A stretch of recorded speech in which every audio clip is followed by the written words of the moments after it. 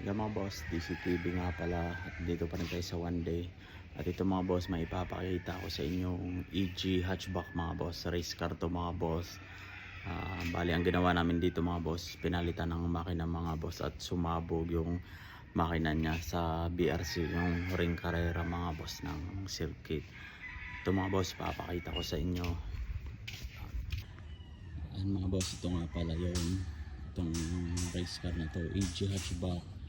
Ayan, pinalitan ng makina at sumabog yung dating makina mga boss. Ayan, EG hatchback mga boss. Ayan, makita nyo, naka roll cage, 1-seater lang. Ayan, at ito naman yung kanyang makina mga boss. Ayan, ito na yung pinalit mga boss. Ayan, B20 yan mga boss, tapos type R head. Ayan, makikita na inyo mga boss, medyo madumi pa, bagong salpak lang to. I-engine wash pa namin mga boss pag natapos. Ayan, pwede na ulit mga boss, carrera. Ayan, pwede sa drag, pwede rin sa circuit mga boss. Ayan, puro na ulit, buo na ulit. Ayan mga boss, shout out nga pala sa may-ari nito, Doc, shout out.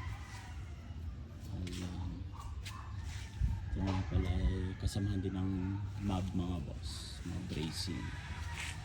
Ayan, yan yung makina nga pala sumabog mga boss, hindi yun dito binuo. Dumating dito na sa atin to pinabuksan, dito na lang pinabuksan at dito na rin pinalitan ng makina. Ayan, at ito naman yung kanyang pinto mga boss, carbon fiber na, tapos Lexan, tinanggal ng bubog mga boss para mas gumaan.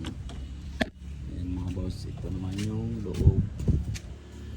Ayan, naka 1-seater lang, tapos roll cage. Ayan mga boss,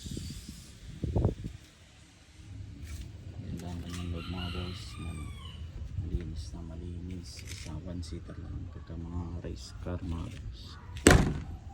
Ayan, ito naman yung pinakita namin mga boss ng makina. Ayan, ayos na ulit, pwede na ulit itakbo mga boss. Ayan, ayan lang mga boss. Maraming salamat.